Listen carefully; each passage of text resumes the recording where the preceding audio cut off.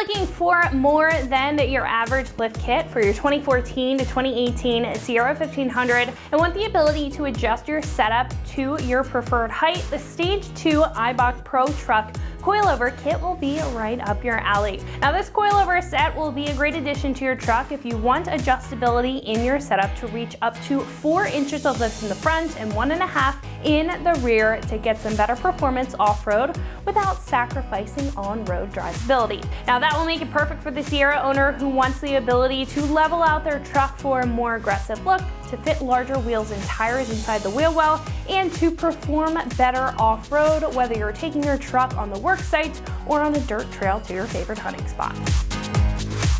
Now this kit is going to come with 2 coilover struts in the front and 2 sport shocks in the rear to create more room underneath the truck for better ground clearance while keeping a comfortable yet responsive ride, making for a big improvement in the feel and drivability of your Sierra. Now the components will create a better foundation when it comes to the stance. It's going to stiffen up the rear to avoid any sag or droop when you're towing or hauling gear, and of course it's going to make room to add in larger wheels and tires for a better look and increased traction depending on the tire that you choose. Now speaking of the tires, the recommended size is going to depend on what height the coilovers are set at, but at max height at 4 inches of lift in the front you will be able to fit up to a 35-inch tire. Now with that being said, that is at max height, so at any other height I would recommend a 33-inch tire with this kit to allow for the proper room inside the wheel well for a comfortable driving experience and proper articulation without any modifications required. When it comes to the build here, these coilovers and shocks will be made of an anodized 6061 T6 billet aluminum construction, and the front coilovers are going to have an adjustable threaded spring perch for a lift height of 1.75 inches to 4 inches for those front ones, and in the back it's going to be 0 to 1.5 inches. Now inside will feature a 46mm piston monotube design with nitrogen-filled variable force valving for both of these that's going to allow for optimal off-road performance, drastically reducing shock fade over time and helping increase your traction when you're off-road and when you're on-road. Now these will also come with a heavy-duty bushing system while being individually dyno tested, so you can rest assured that you are getting the reliability that you can count on. And this entire kit is going to come with everything that you need in order to install it and protect it, so you are getting shock boots for these rear shocks here and all of the hardware in order to mount it up, as well as a spanner wrench so you can adjust your coilovers to your preferred height. Now, as you can assume, this is going to be a little bit pricier than the average lift kit, coming in at $1,250 roughly.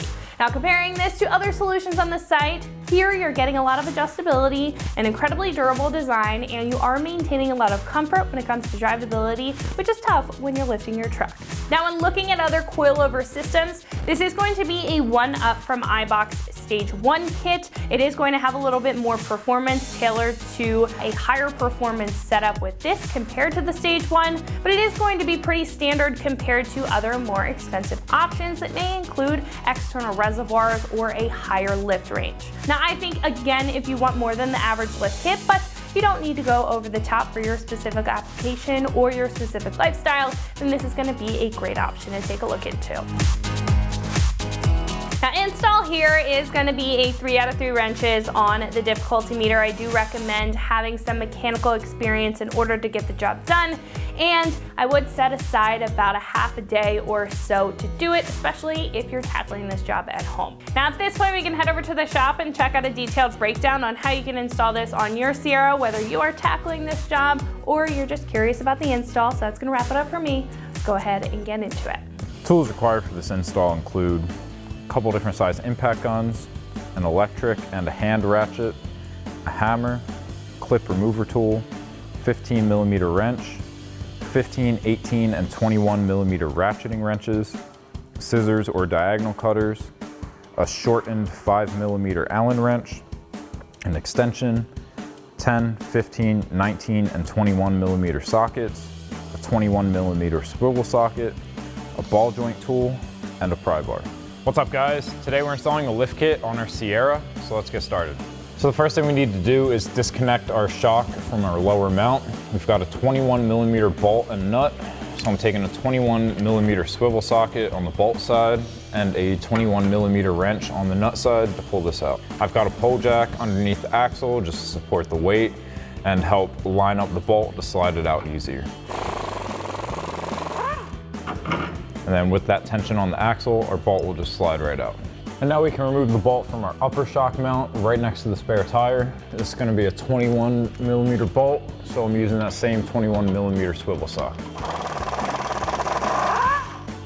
And then you can remove your bolt and wiggle that out of the top mount. So now we can install our new rear shock. So we're gonna get it into that upper mount and then slide our bolt through.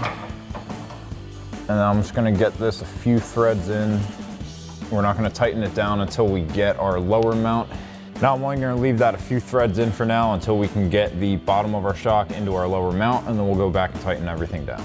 So now to get our shock into the lower mount here, we are gonna have to compress the shock to get it to line up with that hole. I've got my pole jack completely off the axle now, so we're hanging as low as we will. So now what I'm gonna do is walk it in with a pry bar. I'm gonna get the tip in the lower mount. I'm gonna put the shock onto here. I'm gonna pull up on my pry bar to compress it, and then I'm just gonna slide it and walk it into that mount. And once you're in your mount, get your bolt ready. Slide your pry bar out. And I'm just gonna get it on this side, just to raise that up to get my bolt through. Thread your nut on the other side. And now we'll take our 21mm socket and wrench, tighten this down, and then we can go back up top and tighten down our bolt. And now go back up top with your 21mm socket and tighten that down. And now last thing we need to do is get our boot onto our shock body. And then we're gonna take the included zip tie and zip tie that into place. And then take a pair of scissors or diagonal cutters and cut off the excess of that zip tie. And now you can repeat that same process on the other side. So now for the front, we're gonna start off by removing our brake line and ABS brackets. We have a 10mm bolt on each, so I'm using a 10mm socket to remove them. I'm just gonna pop that bracket out of the way, throw my bolt back in that hole. I do the same thing up here.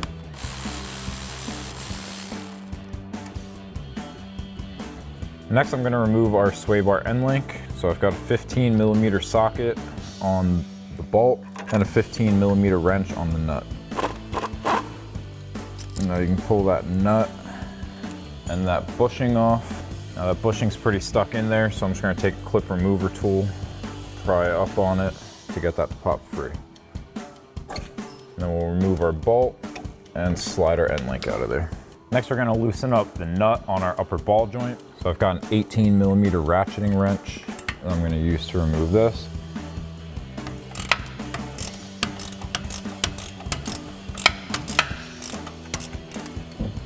And we're just gonna leave that a few threads on. Now to get access to get a tool in there to pop the upper ball joint, we are gonna have to rotate the knuckle. So what I'm gonna do is remove our outer tie rod here. That way we can turn this. So I'm taking a 21mm socket to remove this nut. And if that starts spinning, we can get a 21mm ratcheting wrench and a 10mm socket to hold the stud. And it looks like it is starting to spin, so we will have to do that. So now I'm gonna grab a 21mm ratcheting wrench to loosen up this nut. And I've got a 10mm socket on my ratchet. The ratchet is in the tightening position so that it'll be opposite of the nut that we're trying to remove. And you can remove your tools, thread your nut the rest of the way off, and pull your tie rod out. And now that we can turn the knuckle, I can slide my ball joint tool into place. And I'm just gonna start tightening this bolt to push onto the stud. And I'm gonna grab a 19mm socket and tighten this down. I'm gonna keep my hands away from this because once this pops, it can go flying. And then I'm just gonna fully remove my nut here and separate my upper ball joint. So now we're on to just removing our strut. I'm gonna start at the bottom here. We've got these two 15mm bolts that we need to remove. Once we pop those off, we are gonna have to pop these clips off to transfer over to our new strut. So I'm gonna start with a 15mm socket to remove my bolts.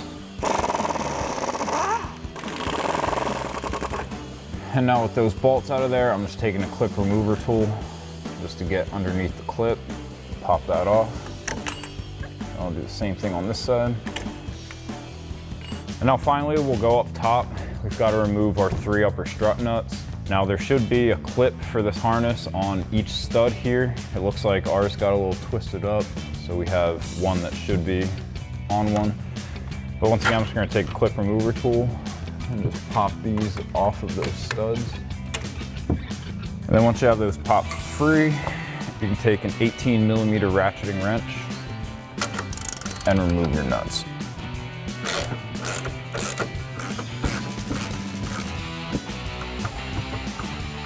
I'll twist that the rest of the way off by hand, and then just do the same thing for the other 2.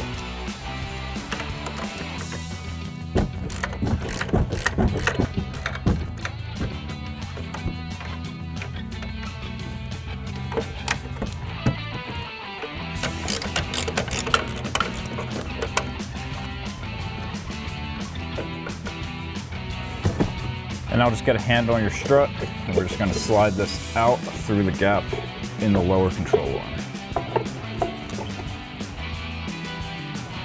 Now before we get started installing these on the truck, it is important to note that these are adjustable. You can adjust them using the included spanner wrench. Now I'm gonna show you on the table here before we get these on the truck, because we have a lot more access now and it's easier to show. Now we have this little tooth coming off of our spanner wrench and all of these holes in our lower collar. So you just stick it in just like that, and then you can turn to the left or to the right to raise or lower the vehicle.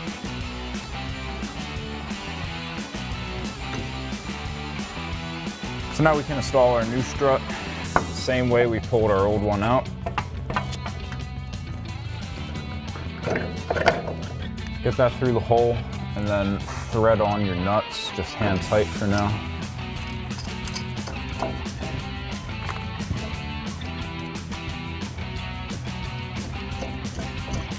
So now we can get our lower strut bolts in place. First, we're gonna have to put our clips on. Now I've got this little notch here that's gonna ride in this groove. So I'm just gonna hook it in on one side, and I'll just give it a tap from a hammer. Pop that on, and then do the same thing on the other side. Now once you have your clips on, you can take your bolts, slide them up through the bottom and into those clips. And then we'll take our 15mm socket and tighten those bolts down. I like to go back and forth, just tighten it down evenly. Now we're gonna reconnect our upper control arm to our knuckle. I've got a pole jack underneath the lower control arm. I'm gonna raise the knuckle up, and then I'll get a pry bar on one of these coils, pull the upper control arm down so that I can twist my nut on. So now I've got that raised up. I'm gonna raise my knuckle up, take my pry bar, pry down on the upper control arm. Now just keep your ABS wire out of the way here, and then thread on your nut. So now we're gonna take an 18mm ratcheting wrench and tighten down that nut, and just hope that that stud doesn't turn with it. And we are starting to turn, so we're gonna have to get an Allen wrench on that stud to hold it into place. Now what I've had to do for these trucks is make a custom Allen wrench here. This is a 4mm Allen wrench. On the short side, I've cut about half of it off to shorten it up. We're gonna get it in here. Now as we tighten this down, and the stud comes lower and lower, you're not gonna be able to get a full-size Allen wrench out without it hitting the axle here. So the shortened one will help you out with that. So I'm gonna get my 18mm ratcheting wrench on there, and then I'm gonna stick this Allen wrench into the stud, and then I can tighten that down and the stud won't spin. Now we can remove our ratchet and our Allen wrench. Now we can go back up top with a 15mm ratcheting wrench and tighten down our nuts. And once you have your front one tightened down, you can spin your back two on the rest of the way by hand and then tighten those down.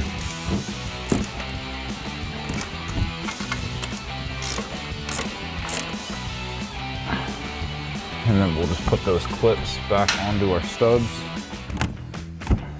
Next, we can reinstall our tie rod end. Drop that into its mounting hole, thread your nut on. And once again, we're gonna try to tighten this down with a 21mm socket, and if that doesn't work, we'll get our wrench and 10mm socket. And once again, it's just spinning, so 21mm ratcheting wrench, 10mm socket on a ratchet in reverse this time.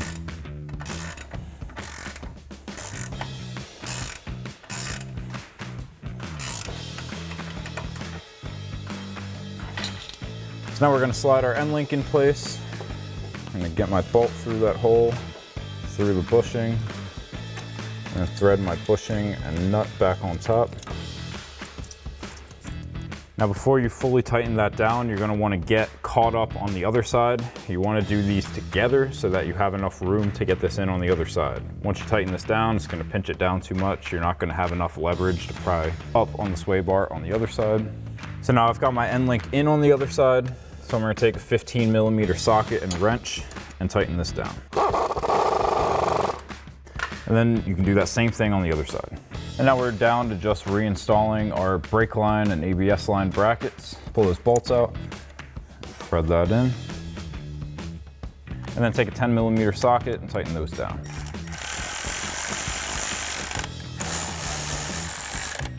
And then you can repeat that whole process on the other side.